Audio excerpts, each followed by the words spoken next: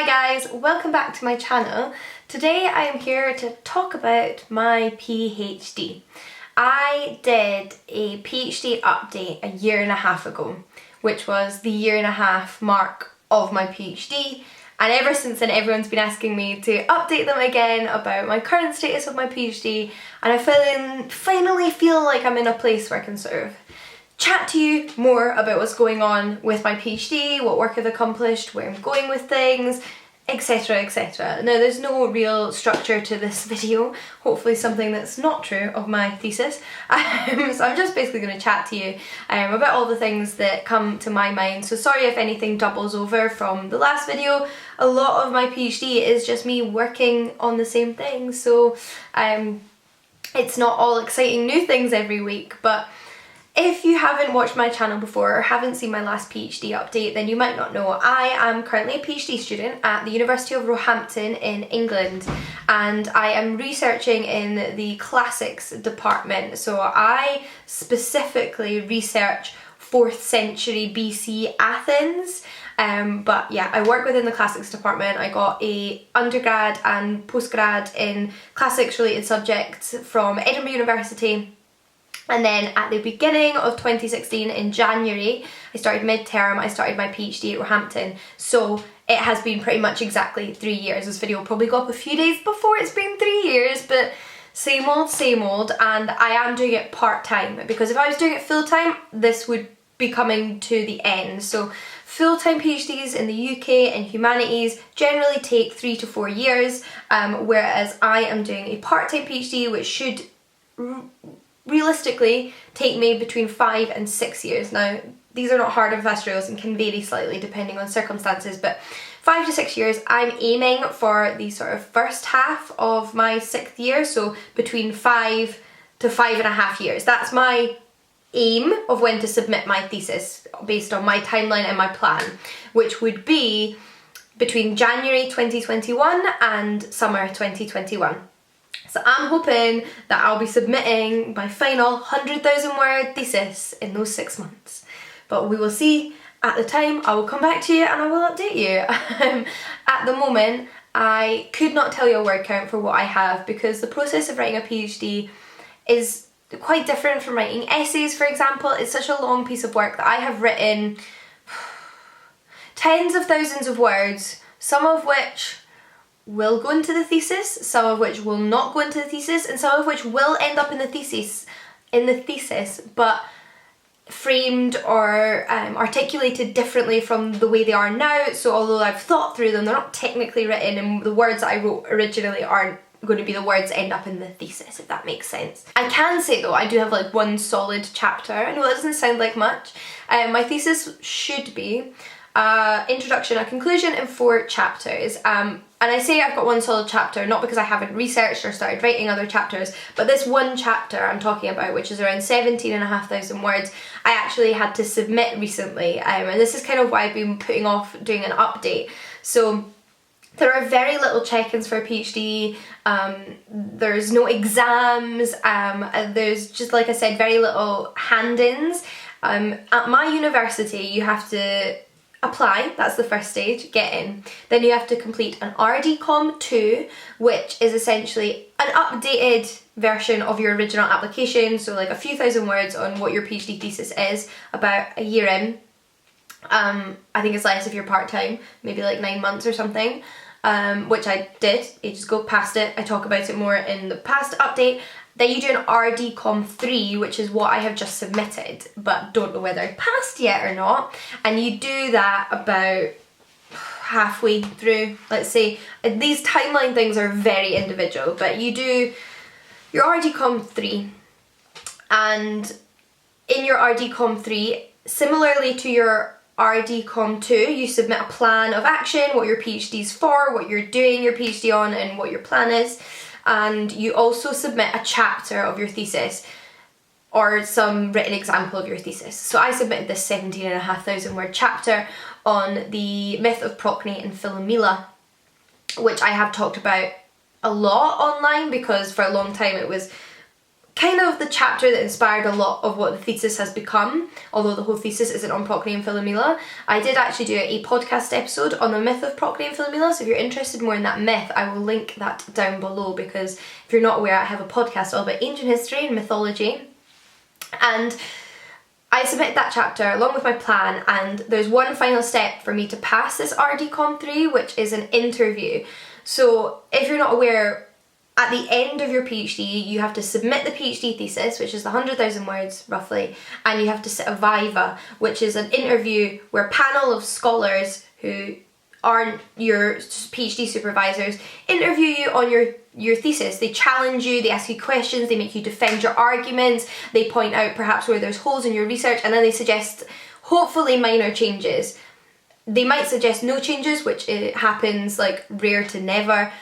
They most of the time suggest minor changes, which you have to make and then resubmit, or in like a scenario that I wouldn't necessarily want to be in is that they would suggest major changes, which could take another few years. So preferably that doesn't happen.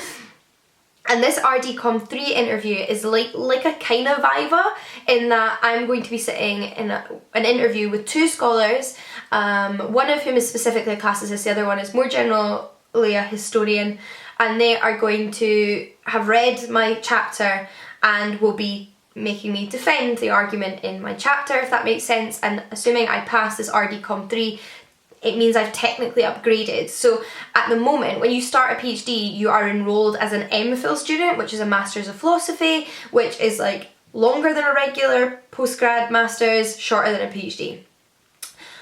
And once you've submitted your RDCOM 3, which at Roehampton is what it's called, they have different names, different places. Sorry if that's confusing. I know it sounds like a character of Star Wars, but I didn't make up the bureaucracy.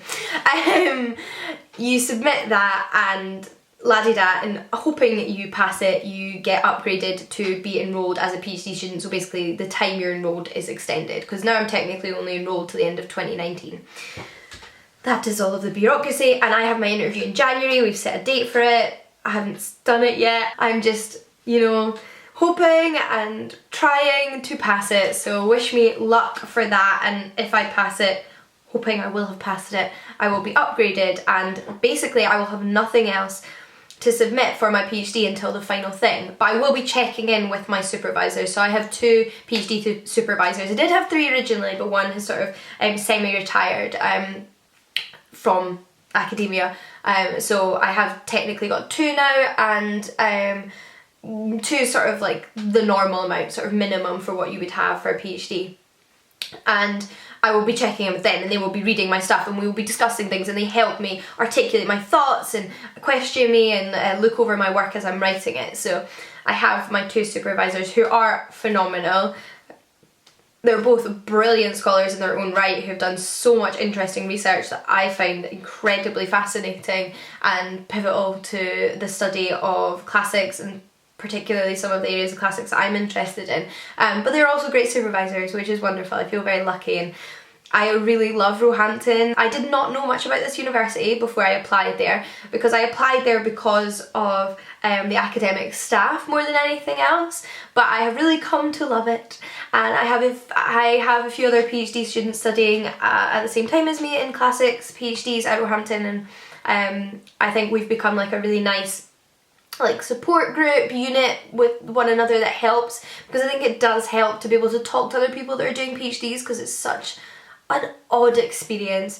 It's so, in terms of PhDs like mine, it's so solo. You are just sitting by yourself doing this research, and it can be quite lonely. And although we're researching different things, we're still all interested in a similar area, and we're all going through the same process. So I find it so helpful to have friends that are doing PhDs as well. I don't know what I would do without them, so thanks guys. It's wonderful having that network at Roehampton amongst the staff and the students, so I'm really grateful for all of that. Now that I have essentially finished my Procne and Philomela chapter, which may very well adapt as the full thesis comes together, I am mainly focusing on the chapter that I am writing on Helen of Troy. And like I said, there are two other chapters. And if you're curious, I specifically am looking at myths that involve sexual assault, but not in terms of their mythology, but in terms of the way they are used in political and legal speeches of 4th century Athens, and what they tell us about attitudes towards sexual assault in democratic Athens, democratic attitudes. So that's what my thesis is focused on. I have a background in studying women in 4th century Athens, in studying law in 4th century Athens, but also studying sex and sexuality in myth and literature. And that's what kind of brought me to this point of study. My master's, if you're interested, my master's dissertation was on female honour in the Athenian polis. And it was some of the things that came up in that dissertation that really inspired my PhD thesis, although my PhD thesis has so much more focus than it did when I applied. And that's something I think I talked about in the last video, that between me starting my PhD and getting to that 1.5 year point that I was in the last video, because my thesis is still essentially the same as it was in that 1.5 year video, it had, however, changed vastly from the starting point to the 1.5 year. I had really kind of found my niche and focused in on what I was researching. I mean, it still sounds kind of vague when I tell you about it, because that's the easiest way to describe it on video, but it gets very specific down to some very specific passages in the actual thesis, and I enjoy writing it. I have to say, and this might be something that you were curious about, but researching sexual assault, the sexual assault of women, that kind of sexual violence, constantly is quite draining sometimes. I find if I've spent quite a long time focused in on my thesis and that aspect of it, and the treatment of women and like I said, sexual violence, I can find it quite draining. And that's one of the things I like about doing my PhD part-time, because I can do other things. I have to do other things because I have to work as well. But I think I benefit from having mind space that is focused on other things as well. Both to give my brain a rest from the thesis, but also to give my mind a rest from that like harrowing topic, because you can just get really bogged down in it, and it can be difficult to read and write about this subject all the time. But I think it's incredibly important, and I am enjoying doing my PhD. I feel like I'm producing something of worth, and I definitely think I'm gaining more of my voice as I write this. It's funny, like I've talked about this with my supervisors before, and that how you need to be assertive in this kind of academic writing. You need to very much push why you are right and how you are unique and your argument's unique and how your research is important and relevant and worthwhile, and it's very, very British to be very, very modest. Like, it's just a thing in British culture, and my supervisors have said that whenever they've had PhD students and other students, they find this more in British students writing than they do, say, in American students writing, is there is like a sort of lack of confidence in themselves. So they've been pushing me to be a bit more confident in myself in my writing, because we all have faith in what I'm writing, but I obviously was initially holding back a little bit in my assertiveness, and I feel like I'm getting there a little bit. I feel like I'm being a bit more like, yes, this is what I have to say, and it is important, and this is why, and you should listen to me, but I'm backing all up with evidence, and that's what matters. What have I done since my last PhD update, other than submitted for this RDCom 3? I have attended and delivered a paper at a large conference. So I did a video all about my experience of presenting at a major conference, so if you're interested in more detail about that, I will link it down below.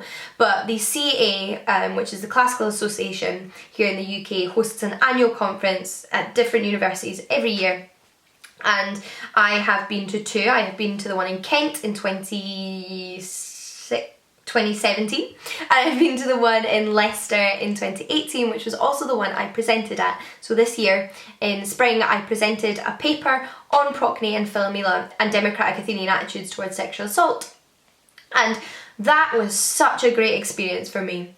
I found by the time I got into doing it, I didn't feel that nervous, less nervous than I'd ever felt about giving talks before, which I'd only ever done in Edinburgh or Roehampton universities, so in environments I should have been comfortable in or more comfortable in. I felt more comfortable about this because I felt so certain about my research and felt like I'd really done the work and that I could definitely argue my cause. So I felt quite comfortable by the time that came around. It almost felt a little bit anticlimactic, but I'm so glad I did it. And the article I wrote to give as a paper at that conference, I also then presented it as a paper at the student conference, which was helpful because I had a different audience and you get questions from the audiences, so it can help you kind of articulate your research a little bit better, and it was research that pertains to my thesis, so I found that really helpful. And I am also now contributing a extended version of that article to a academic volume which will be coming out in the next couple of years. It's a follow-on from the book Rape in Antiquity, which is a volume of essays on the subject of rape in antiquity, and this will be the second volume, although the title may be slightly different, collecting together new research on the topic of sexual assault in ancient Greece and ancient Rome, and my article will be one of them, if all goes according to plan. So that's quite exciting. And there was actually a conference at Roehampton University that I wasn't able to present at, which was all about the topic of rape in antiquity, inspired by this volume. And it was so fascinating hearing about other people's research in this area, because it's in like really specific senses, and that was a 2-day conference that was also kind of draining if fascinating, and it was really interesting getting to talk about other people whose research aligned with mine, although could be in very different areas. But the reason I didn't present it that in something that I'm sure a lot of you know if you watch my videos regularly is in 2017 I spent a large part of that year caring for my terminally ill dad, who had esophageal cancer and passed away last November. And if I'm being honest, obviously I'm updating you on my PhD, so since the last update I did, which I actually did during that time but didn't mention it, that has affected me. That has affected all aspects of my life. That period of caring for my dad and also the loss of my dad has majorly affected me, my life, my everyday experiences, my mental health and all of these things. Thankfully my supervisors were very supportive, and I have been able to just continue on with my PhD without having to take any breaks. I think in large part because I was part-time anyway, because if I'd been full-time I think I might have had to take time off. So like I'm perfectly happy with the place I am, but obviously I have had my major ups and downs. I don't want to talk that much in depth about last year, but if you're asking about my experience of studying a PhD, my whole life was affected by that. So that has obviously affected my studies and what I have been able to do and what I haven't done. And that was the reason I didn't present at the Rape in Antiquity conference, although I was invited to. So I thought that was worth mentioning. In terms of the actual PhD though, it's so difficult to know what to say. It's just part of my everyday. I do so many hours of it a week. I also teach more at the university since the last time I spoke to you. The last time I spoke to you I had taught a couple of classes.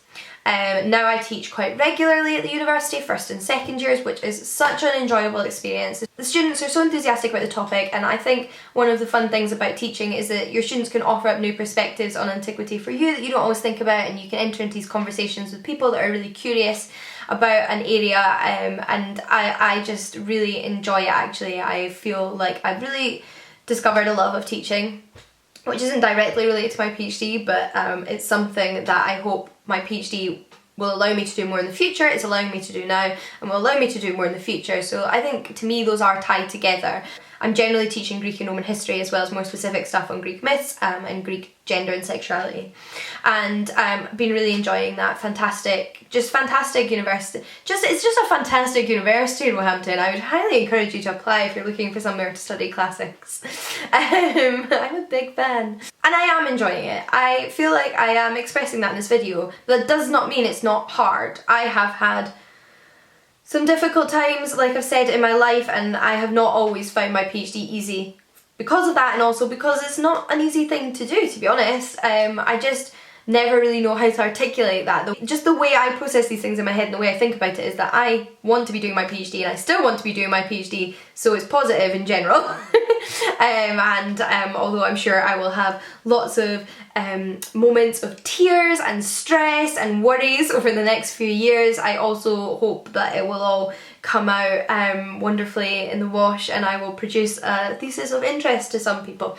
I think is interesting. You have to think your own research is interesting. I think that's the baseline for a PhD. In terms of my future career, I have thought, I haven't got definitive plan. There are various things I'd like to do. I'd like to teach more, but I also feel very strongly about the accessibility of classics, making classics accessible, bringing classics to new audiences, and I think because of my love of sort of new media and these kind of spaces online, I feel very strongly about integrating my love of classics and my love of new media.